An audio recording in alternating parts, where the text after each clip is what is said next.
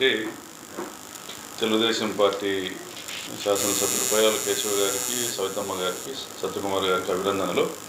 అనంతపురం జిల్లాకు ముగ్గురికి మంత్రి పదవులు ఇచ్చినందుకు చంద్రబాబు నాయుడు గారికి కూడా కృతజ్ఞతలు తెలియజేస్తున్నాం.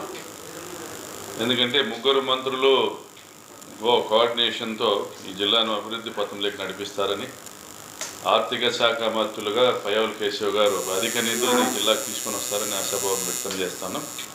ఈ 5 సంవత్సరాల కాలంలో రాజకీయాలకు అతీతంగా అనంతపురం జిల్లా అభివృద్ధి విషయంలో మీరు పెద్ద ఎత్తున ప్రగతి సాధించాలని కోరుకుంటా ఉన్నాం. జిల్లాలోని పెండింగ్ ప్రాజెక్టులన్నింటినీ కూడా టేకప్ చేస్తారని ఆశిస్తూ ఉన్నాం.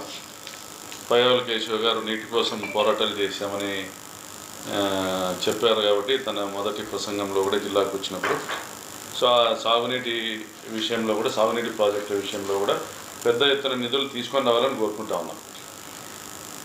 అనంతపురం జిల్లా రైతాంగం యొక్క కళను సాకారం చేయాలనేసి కోరుకుంటా ఉన్నాం. అదేవిధంగా కేంద్రం సహకారంతో సత్యకుమార్ గారు ఈ రాష్ట్రానికి అత్యధిక నిధులు తీసుకొస్తూ సింహభాగం అనంతపురం జిల్లాకు తీసుకొని రావాలని కోరుకుంటా ఉన్నాం. సవితమ్మ గారు చాలా సంవత్సరాల తర్వాత ఆమె తమ తండ్రి వారసత్వాన్ని అందుకుంది. ఆమెను కూడా అభినందిస్తాను. సో మరి ఈ జిల్లాలో ఇక రాజకీయాలను పదే పదే మీకున్నటువంటి పత్రికా మాధ్యమాల ద్వారా అదే పాడిందే పాటరా పాసిపల్ల దాసిగా అనేటువంటి పద్ధతి మానుకోమని హితో పలుకుతా ఉన్నారు. మీరు ఏం చేయదలుచుకున్నారో మిమ్మల్ని నమ్మి ఓటేసిన ప్రజలకు మీరు భరోసా ఇవ్వాల్సిన అవసరం ఉంది. దాంట్లో ఇంక ముందుకు వెళ్తే బాగుంటుంది. ఇప్పుడు 20 రోజుల పైన గడిచిపోయింది. పదే పదే ఎక్కడ ఉన్నటువంటి గొంగలు అక్కడే ఉన్నట్లుగా, అంటే ఇంకా అదే మాటలే, ఇంక అవే వైఎస్ఆర్ పార్టీ ఆఫీసుల్ని దాన్ని పడగొట్టాలా, ధ్వంసం చేయాలా, వైఎస్ఆర్సీపీ కార్యకర్తల మీద జులుం చెలాయించాలా, ఇవన్నీ కూడా దయచేసి మానుకోమని తెలుగుదేశం పార్టీ కార్యకర్తలు కోరుతా ఉన్నా.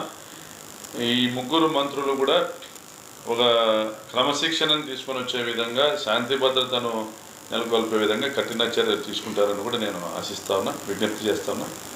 ఇంకా మరి నా వరకు వచ్చేటప్పటికి గత 3 వారాలుగా నేను మీడియాకు అందుబాటులో లేను.